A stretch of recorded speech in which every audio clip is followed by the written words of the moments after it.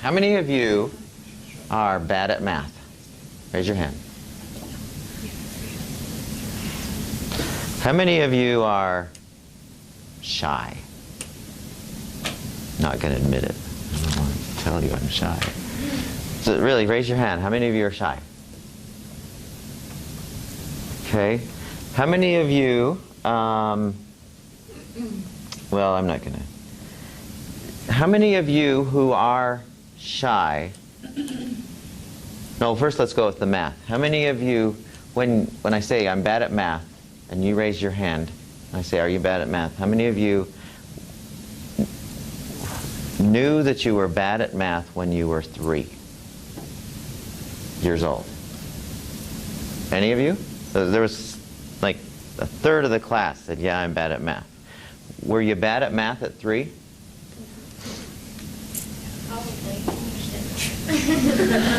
My mom used to tell me I did Sesame Street really well, and so I was shocked that I wasn't good at math. Because you were able to do the numbers just fine, right? Seeing them so well. How many of you were shy when you were 4? Who were shy? Are you sure? I'm not shy now, but I'm 100% positive I was really shy. At 4? Okay. I had a really interesting life at that age. My parents. Okay. My question is this: were you born with bad at math genes? Is there such a thing? We don't want to relinquish our... We don't want to take responsibility for that, so yeah, it's my parents' fault. It's my grandparents' fault that I'm bad at math, right? There's no such thing as bad at math genes. Are you sure? Pretty sure. They have not found one. And actually, I'm reading a book right now that really is turning upside down. Susan's the one who introduced me to it, actually. This neuroscientist I've got an article that I'm going to share with you. I say, really, the genes really are not what are the engine behind our makeup. Those are the blueprint, but not the engine. And the engine is what creates the blueprint. It's not the other way around. It's kind of turning things upside down a little bit about what we think. When we say we've got a genetic something, we really don't. Very, very, very little of what we have going for us is genetic compared to what we think. In other words, well, I'm not going to go there. There are not bad at math genes. There are not shy genes. But he even said, I had an interesting childhood at that time. So it wasn't that you had it in your genetic code to be shy. Something in your environment created that sense of, oh, now I'm going to choose to be shy. And then pretty soon you just became shy. Or I'm choosing to be bad at math, and now I'm bad at math. Or I'm choosing depressing thoughts, and then now I'm depressed. Nobody just suddenly is depressed. Nobody's suddenly phobic of anything. We have thoughts about it, conscious mind. We have thoughts about it, and as we make those thoughts dominant, those thoughts settle into the subconscious mind, and it runs that program. Now, what I want to do for a little bit of time now is just kind of describe, when I say the subconscious mind, because we've heard this before. This is not a new term, the subconscious mind, but until you really research this carefully, we have no idea the extent to which the subconscious mind is running the show. As a matter of fact, people are saying now that up to 95% and maybe even 99% of our daily activities are run by the subconscious mind. Now, think about that. That's a startling statistic. You think, oh, I'm so in control. I'm so in control of everything that's going on. Now, in the cool way, think about this. Everyone, pick up your pen just for a second. If you didn't have a pen nearby, then why didn't you have a pen nearby? This is so interesting. You should be writing it down. Okay, so pick up your pen as if you're going to write. Okay, put your pen in your hand as if you're going to write. Okay?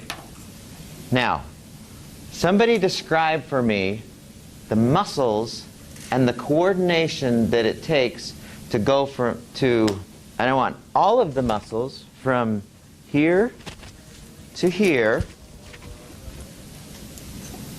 and the coordination to pick up the pen and not the table and not the bottle of water next to it, and pick it up and not throw it up in the air, but just pick it up to this point, and then the coordination of my muscles to put it here, and then coordination of the muscles to put it on the table to start writing.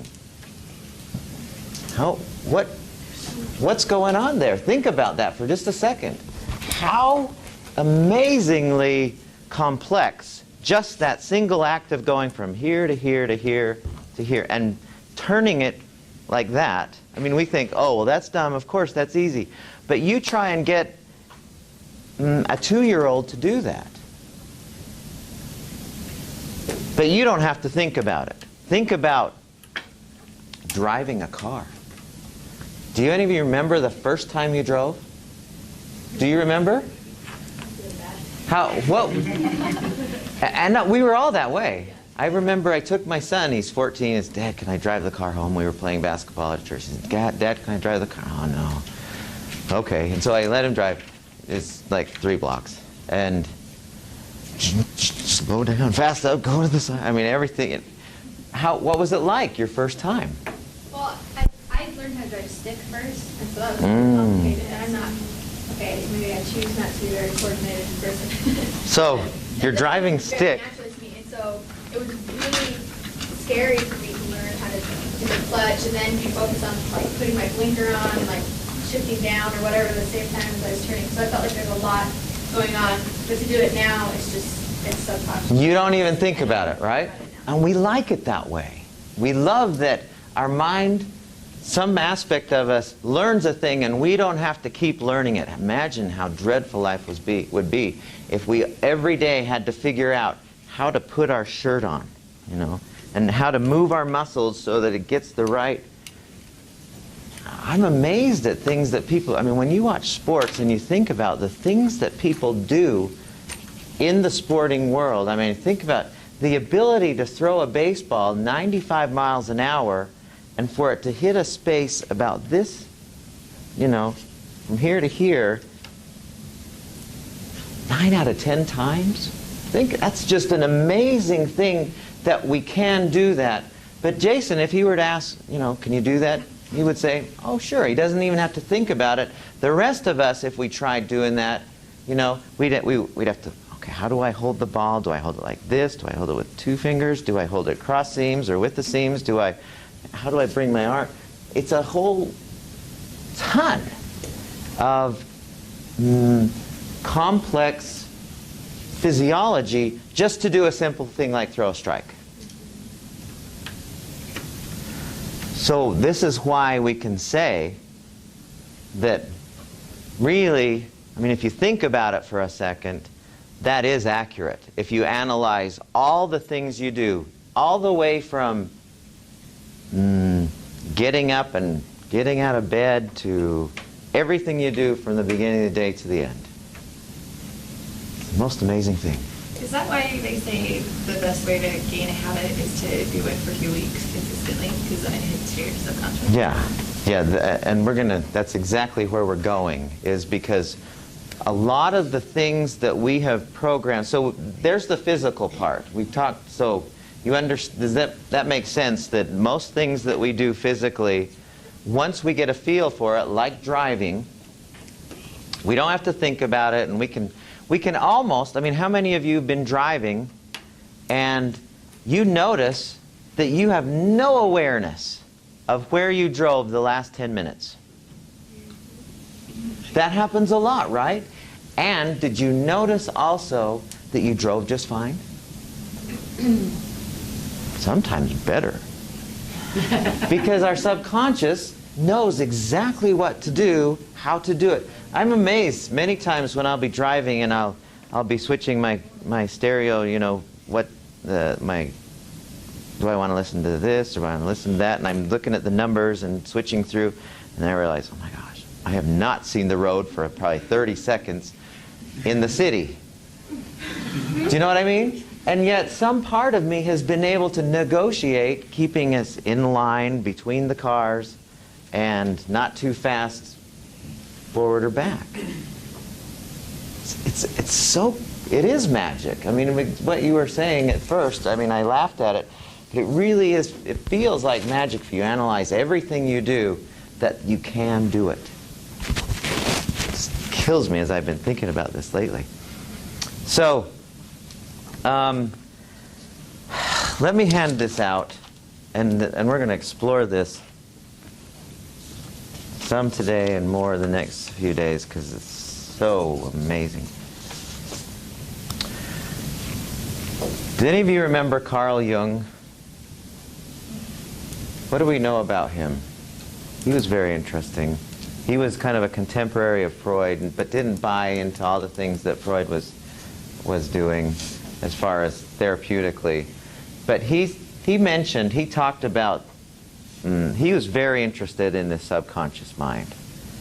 And he said, this is how it looked for him, is he said it was kind of like an iceberg, right? And he said the iceberg has, what, 10%? And so he said this was your conscious mind. These guys are now saying it's less, but he said there was 10%, and then the iceberg goes down and 90%. Now he said he broke the subconscious mind into two parts. Do you remember does anyone remember what these parts were? What? Is it like behaviors and norms? No. There was, he actually called it not subconscious but unconscious. And he called this one the personal unconscious. Do you remember what he said the other one was? Does anyone remember? You probably saw this for a minute in your psych whatever class, and it just went, because it wasn't interesting then. It'd be really interesting in this class. Collective? The collective unconscious, yeah. Now, this is where this personal unconscious has to do with everything that has ever happened to you personally is in that memory bank. That's kind of what partly he was referring to here. He said, all of the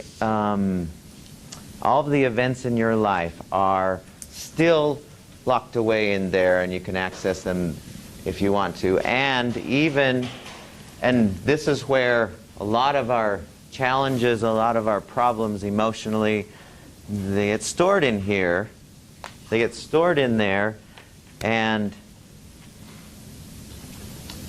like when you're getting your hair cut, out of the blue, suddenly you're crying, you can't figure out why, or you're shy for no apparent reason. There's no reason to be shy, except that you've chosen to be, or you're running the program of shy.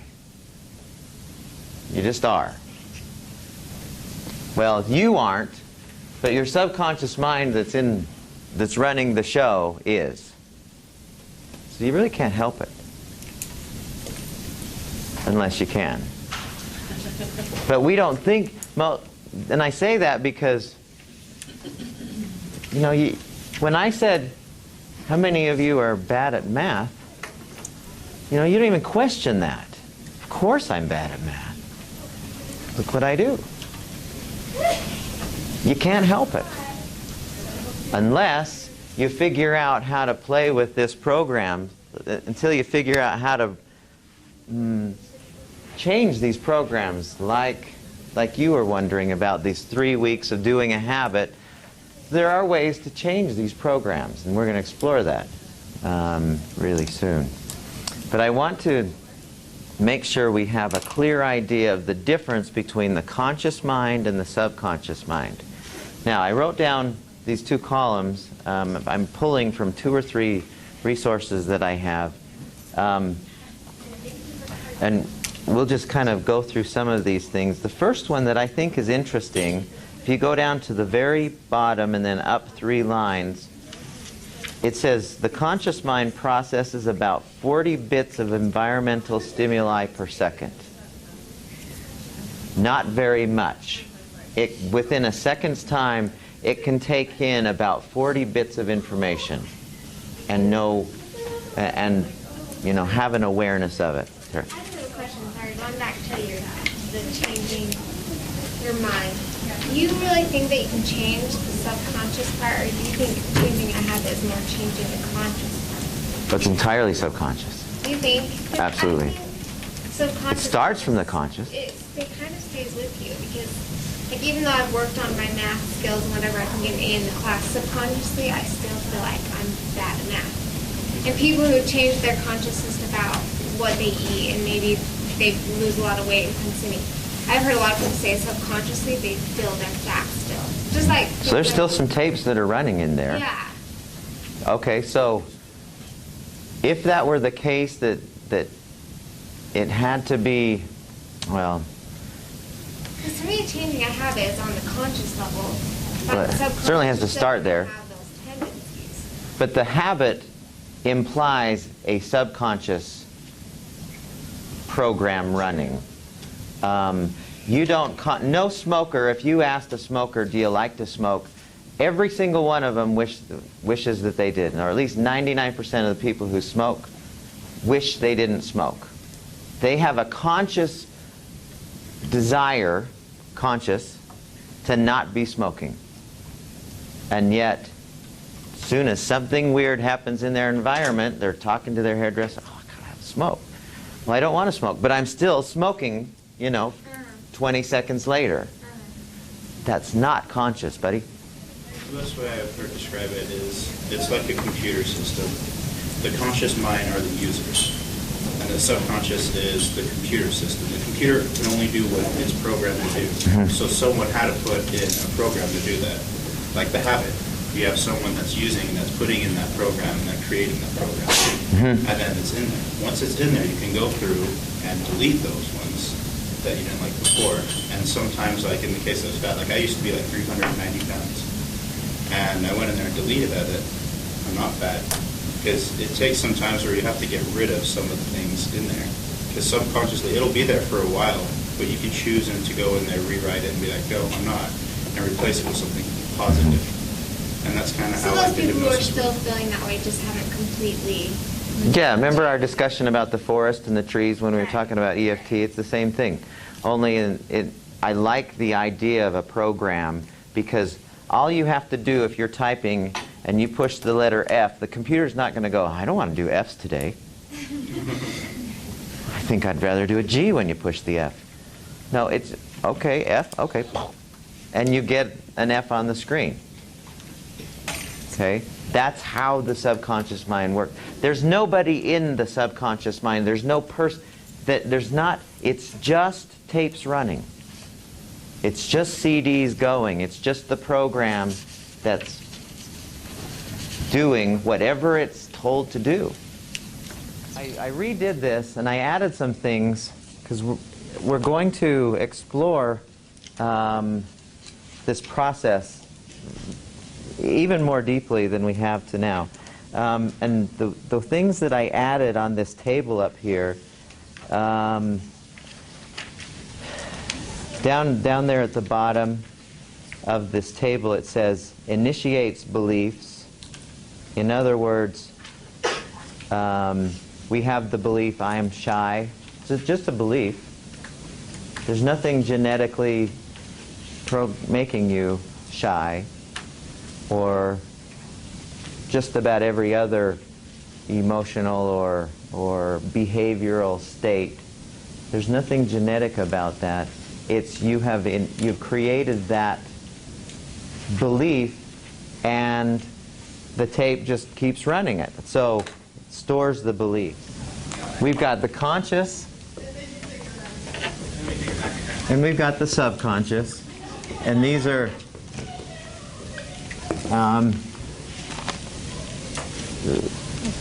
way bigger in comparison.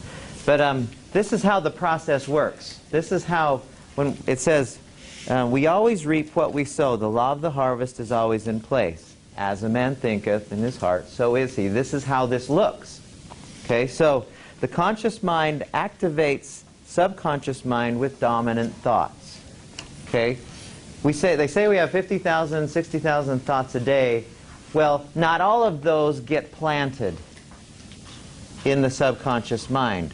Only those thoughts that we either unconsciously accept or we consciously continue to repeat in our mind. If you say to yourself, okay, I know I'm going to get sick. I just know I'm going to get sick. Everyone's sick around me. I'm pretty sure I'm going to get sick too.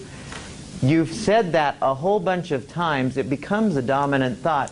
And so the idea of sick kind of melts down, and here's this fertile ground and the seeds planted. Or you could say, so whichever, yeah, healthy or sick. So I know I'm going to be okay during this flu thing that happens every year. And this is exactly what I say to myself. I say, it never happens to me. I never get sick, and I never get sick. But you hear people say, I'm going to, and the seed goes down there, and the subconscious mind goes, okay, number two, once the seed is planted, it brings to the conscious mind plans to realize the dominant thought. Down here at the bottom, we started into this. Have this out so that you can read along, make some notes if you want to.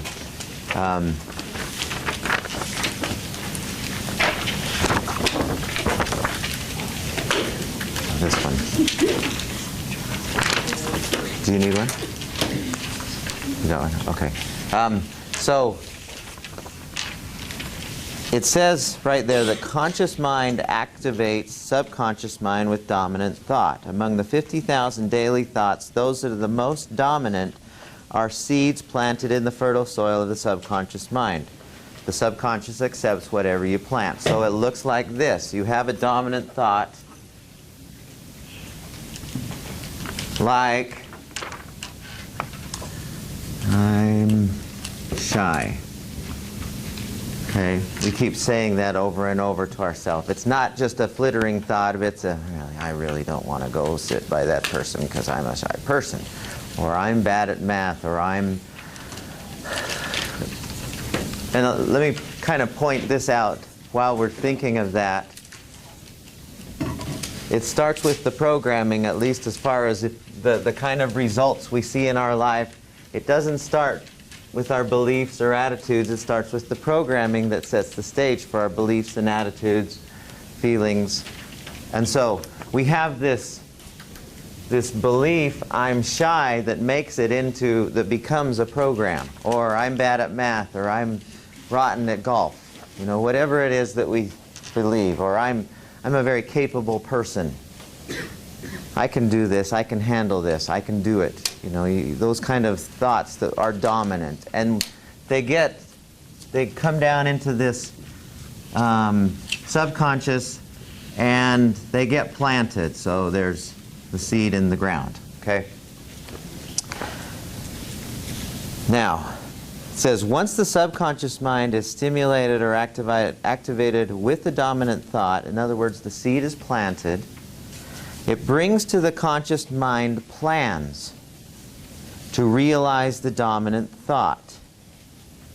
They come into conscious like bolts of lightning, new ideas, for example. Leonardo da Vinci said, "The ideas that would suddenly come to my awareness proved to be the most worthy and were in the end found to be infallible in leading me to discoveries of great importance." Now, we mentioned this has to do with, okay, our beliefs that we throw in there, but we also might have desires or goals or things that we would like. Okay? Let's say, or things that we feel like we'd like to do. So we put that seed, and we'll explain in the next today in the next 2 or 3 days, the different ways we do that. But the desire pops in there in the ground. So you got a seed in the ground called, I want to get tickets for the game on Saturday. First thing that came to my head. The subconscious mind, remember, we said the subconscious mind is connected to the superconscious mind, according to Carl Jung.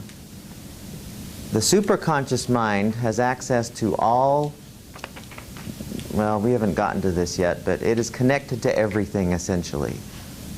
There's a part of us that is connected to everything. And that subconscious mind, it's like, okay, I know everything about everything. And so ideas pop up in here. You have an idea. Do some of you have special places that you notice that you get those more often than others? For example, these happen for me most frequently when I'm in the shower. When I'm in the shower and I'm just shampooing and out of nowhere it just pops in. Does that happen for anyone else? Am I the only one? One day I'm going to invent a shower notepad. Because by the time I'm out of the shower, I've forgotten it. And the thing that people who've written about this aspect, this component of the ideas popping up here, is they don't stay long. And they don't come a lot. They just kind of pop in at times that we're not consciously trying to think of how to make it happen. Right? Middle of the night, 3 o'clock, you wake up and, oh yeah, why didn't I think of that before? Happens to me a lot when I meditate as well. Where just, there was one of the, I think it was, one of the founding fathers was talking about this, and I wish I had that book with me. But he said, Sam Adams or one of the original founding fathers, everyone said this guy's the smartest of us all. And he made a statement about this, and he said he likened these to bolts of lightning. They would bolt into his mind, and if he didn't do something with it really quickly, it would dissipate and disappear. So, now, here's the interesting thing about this. The third thing, the conscious mind then evaluates the quality of that which just bolted into your mind. Because the interesting thing is, sometimes these things that come to our mind, let's say that we have a desire of, we want to go to the football game on Saturday, we need to get some tickets. Well, one idea that might come to your mind is, and don't take this the wrong way, but one idea that might come to your mind is, well, I know a person who has 2 tickets, and I'm going to go and I'm going to, go fight him and knock him out so I can have his tickets. The conscious mind, when those come to you, they evaluate and approve or disapprove of them. Because sometimes, it says the plans that come from the subconscious need to be evaluated for appropriateness based on values, right, wrong, good, bad. The subconscious mind has no idea about good, bad, right, wrong, appropriate or inappropriate. It just is a program running machine and an idea creating machine. So you get ideas, you think, no, that's not a good one. That's what the conscious mind is for, to evaluate. Okay? And then, if it says, yeah, that would be a good idea, then what we do is we send it back down.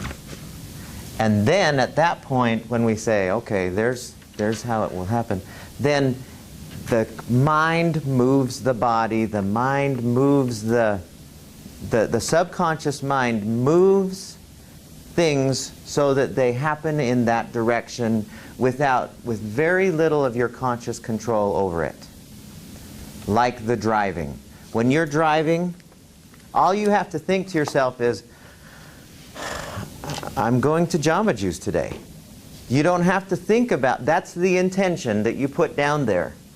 I'm going to go get some Jamba Juice. You have the idea, okay, you have the idea, I'm thirsty. Thought goes down there, Jamba Juice. That would be the best thing. And then you analyze it. Jamba Juice be a good call right now? I have some money, yeah, it's not far. I have some time. Okay. And then, next thing you know, you're at Jamba Juice. You don't have to worry about the steps and the process and how to get there. You just get there. Now, that's a very physical kind of example, but it works for just about everything that way. Both for the positive as well as the things that we don't want. When we say to ourselves, I really suck at math, your subconscious mind goes, oh, I can create that. And so you'll get into a test and it'll say, well, you told me we're supposed to be bad at this stuff. And you'll go, well, yeah, I guess I'm right. I guess you're right. So I'm going to, and the subconscious mind will go, okay, we're just going to be bad at math during this test. It really does work that way. Questions or thoughts?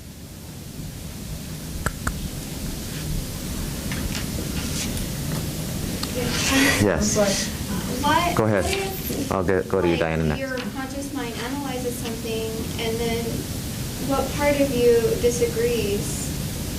Like, you get what I'm trying to say? Almost. Like, your conscious mind sits and analyzes something that maybe you shouldn't do, but then you come back and you say, well, I disagree with you, conscious mind.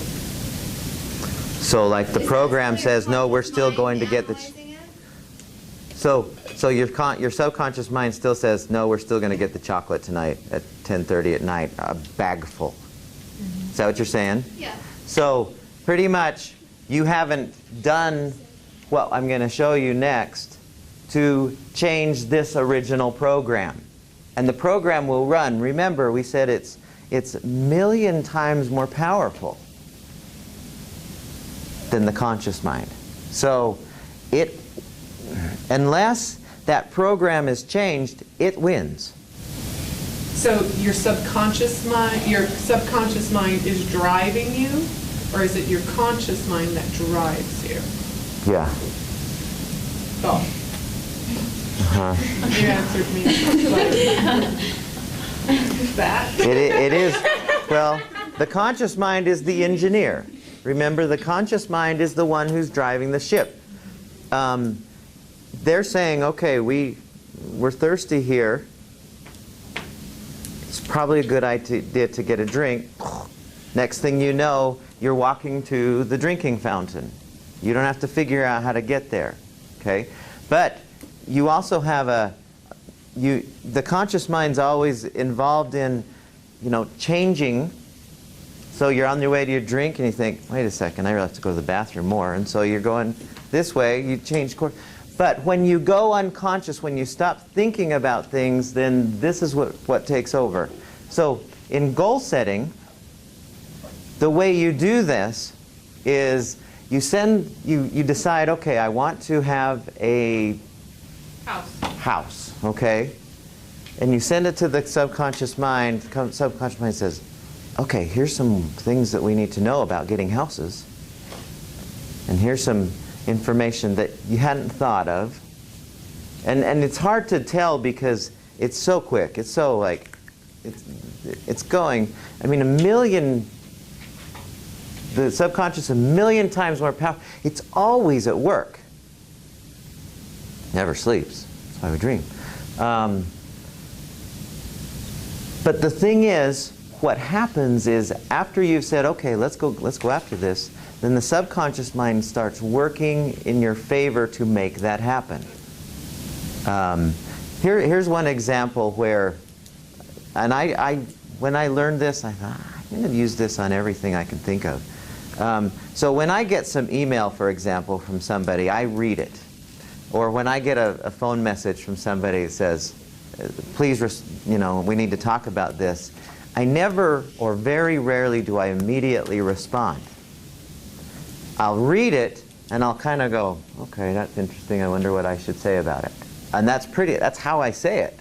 I wonder what I should say about it, and what I've done is pretty much said, all right, I don't know everything I need to know, but some part of me does what I need to know about how to respond in the most appropriate way, and then comes back to me when I sit down with that email the next time. And invariably, the right way to respond to that is aware to me that wasn't there before. And then the next part of that, okay, so that's a good idea. Next thing I know, I'm typing. And I don't have to worry about how to type. The message is happening next. Because I've said, okay, that's a good one, and then it takes care of it. We mentioned then that our dominant thoughts are these primarily that become the seeds. Okay? So the first way that we can affect this seed planting is by becoming aware of our self-talk, by becoming aware of what those dominant thoughts are. The book that I'm drawing from quite heavily is this by Shad Helmstetter called What to Say When You Talk to Yourself. It's a terrific book, but I'm going to summarize it in the next 20 minutes. Essentially, has anyone read this? You have? Did you like it? I loved it. Yeah, it's a good book. And you can fill in any gaps how long has it been since you've read it? Probably 9 months. Oh, so recently. Okay, so if I fill in any gaps that I leave open. But the idea that he says the same thing. He says our subconscious mind is a program running machine and doesn't really care. So he kind of sets it up on 4 levels of what we call self-talk, or consistent dominant thoughts. And by being aware of these levels and listening to our self-talk, the kind of conscious communication that we make with ourselves, about ourselves, we can start to change that program. Okay? Now, the 4 levels are this, and this is not like groundbreaking, anything exciting and new. It sounds very common sense. But we have to be vigilant about this, what we are saying to ourselves, or else we get the programming. But as soon as we start tuning into that, listening, then we start to, okay, it's not a program I want. So the first level, the lowest level, and we'll just do the 4th level because we'll kind of go from worst to best. This 4th level that he uses is what he just calls negative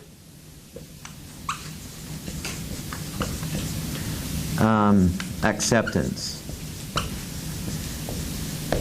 And essentially, these are characterized by words such as I can't, I don't, let's see.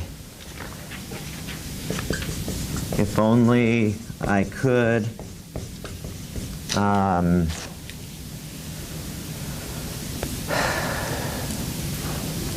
essentially,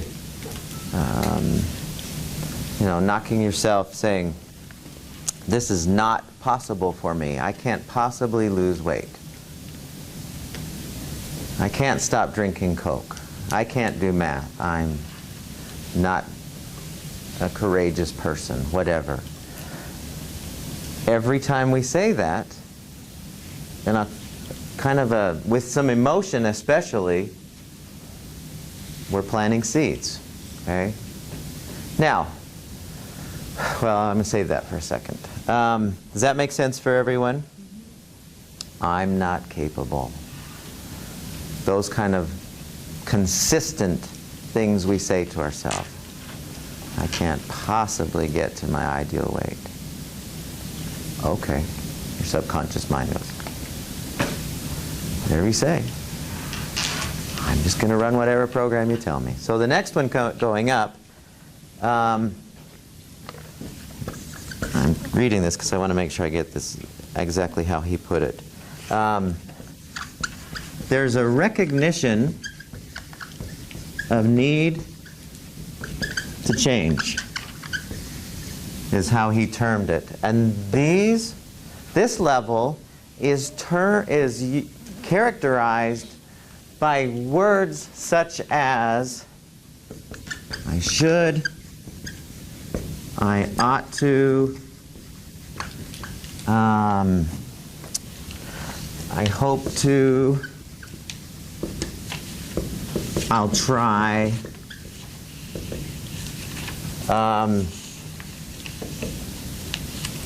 And he says these are not quite as useless as these, or as wrong-headed as these, but they're similarly not very useful. Now think in terms of program writing.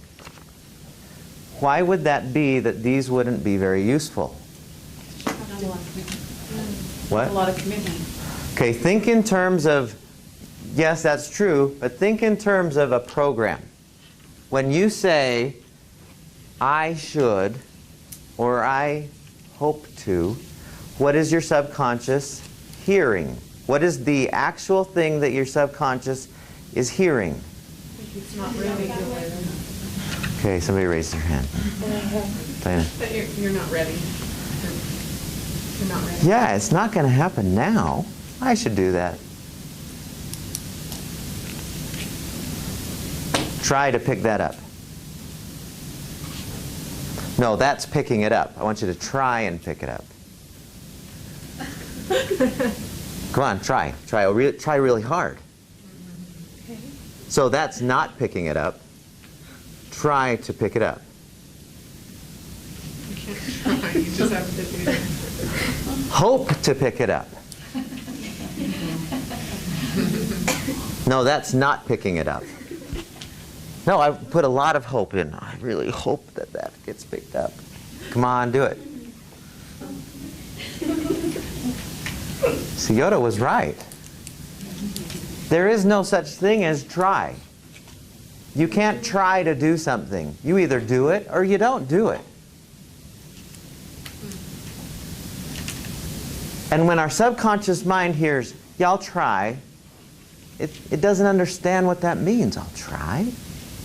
I'm either doing it or I'm not doing it. But try is one of those, it's like hope. There's no hope in this sense. You can't hope to get better. You either change or you don't. There's no, it's a fuzzy middle ground that your subconscious mind goes, I don't know what to do with that word that you're giving me. And so nothing happens, no growth, no, it's not allowed to, the seed doesn't make it in there. Okay, does that make sense so far?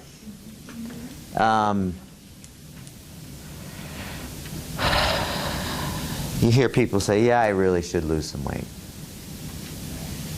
Or I should be on time more often. Again, we're shitting on ourselves. It doesn't work. It doesn't,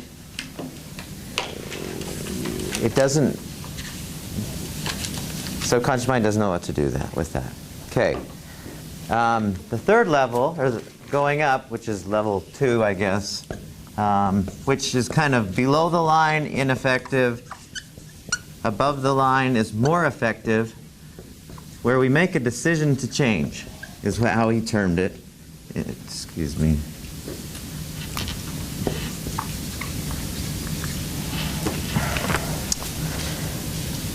Now, this, I'm going to write these up here, and this will sound kind of weird, kind of strange. But you have to think in terms of how does the subconscious mind work. It's not logical, it's not rational, it's just, it runs programs. So these are characterized, this level is characterized by words such as I no longer, I never, and these are in relation to things that you, negative things that you'd rather not have in your life experience. Now, why would this be useful? Go ahead. Planting that seed of I no longer smoke. So when you go, I need to smoke. Oh, I no longer smoke. So no longer do that. And that's the program. That's a more powerful program to stick in there. Oh, I no longer smoke. I no longer eat. You know, I used to love Three Musketeer candy bars. I loved them. They're the best candy bars, especially when I was a paper boy. There was always this candy machine that we rode our bikes back then, and I would go to this candy machine, and they would have Three Musketeer bars, and I'd buy 2 or 3, and then there was a Heaps brick oven pizza around the corner, and I'd get some really good hot chocolate, and I'd have hot chocolate and just about every day. I never made a penny delivering papers, but I always, and so I found myself getting addicted to Three Musketeer bars or anything close, Milky Way, Snickers, all those kind of things. I loved those. And at some point I realized probably not a good idea with all the sugar that's in those and all the, they didn't have trans fats back then, they didn't have hydrogenated things, but now that's what's in them. And I said, probably not a good idea. So I had to start with, I no longer need those. And I would keep saying that. Whenever I would pass by the machine that had them, I would just say, no, I no longer need those. I no longer need that. I no longer need that. And each time that I could sense that that program was getting stronger because the pull was getting less and less. Here's what we have to remind ourselves. We have to realize that, again, 95 to 99% of what we do is because of our programming. Okay? Pretty strong stuff. And so when we end up having the Three Musketeer bar, it's just the program is running as you've designed it to, and it's not one of those things that presto changeo, it's no longer in there anymore running your show. It's still going to be in the background going, you haven't erased me completely. And this is where vigilance comes in, where we're constantly, okay, what am I saying that's creating that seed to be growing into a program? I was just going to say, I think if we continually watch our self-talk, then the relapses come after, because then your self-talk eventually becomes automatic. The highest one is, I think I don't want to get this wrong. Yes, okay. See, I have a belief that I need to get it right, what I put on the board here. The better you. And this is characterized by things like I can, I do, I am. So you would say things like, I am a non-smoker, I'm a healthy person. Now, if you say to yourself, I am a healthy person, then, okay, your subconscious mind goes, okay, then we will do things that tend to be healthy. And next thing you know, you're having a salad. Next thing you know, you're going to work out. Next thing you know, you're doing some yoga. It's not like, that's the whole idea of this, is once you set the program, it becomes the new you. But you have to keep doing that. You have to continually say, you have to be very vigilant about your self-talk that, yeah, you may not believe this at first. I no longer drink soft drinks. Now I don't ever drink soft drinks. If that's what you're wanting to give up, for example.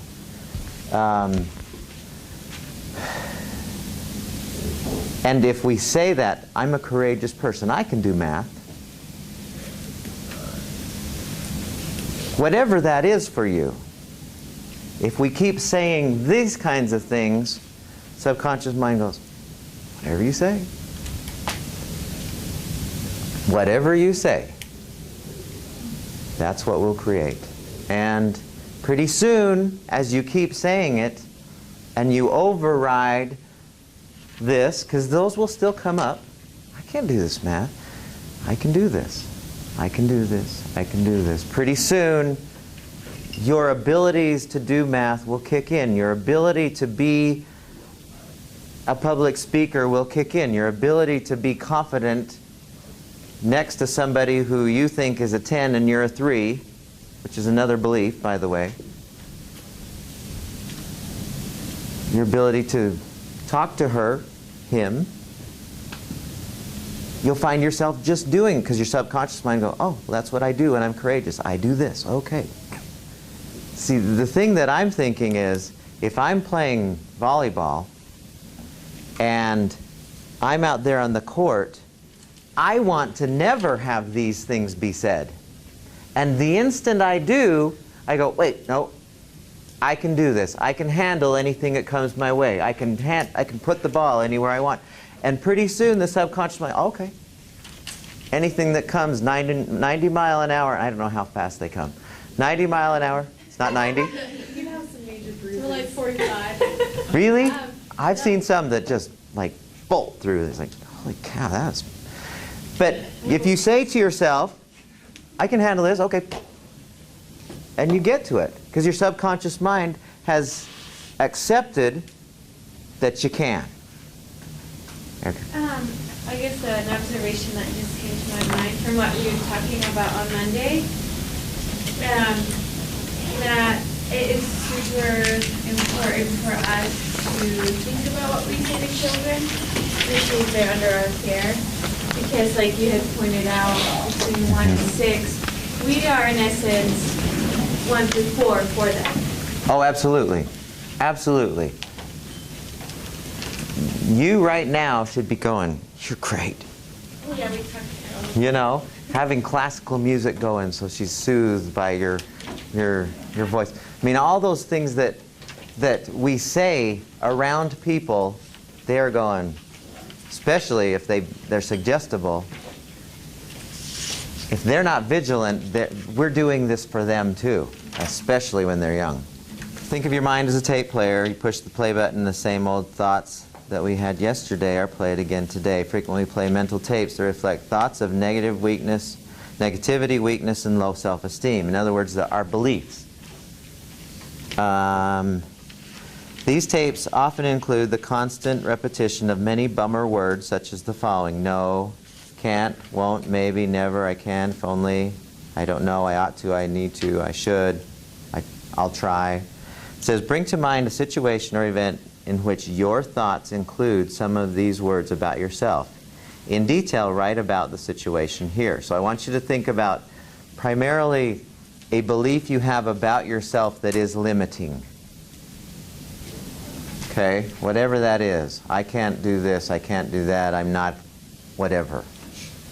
And then Now think of how you could select a different tape to listen to which would feed more positive messages into your subconscious mind.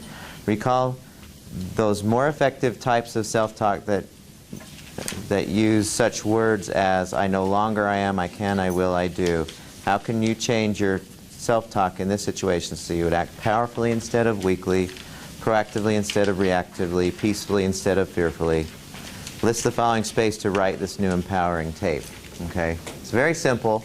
I just want you to kind of get in your head the idea of what am I saying to myself? How can I change it? Since you have absolute freedom to think whatever you want to think, you can change it. Okay? This is pretty good stuff.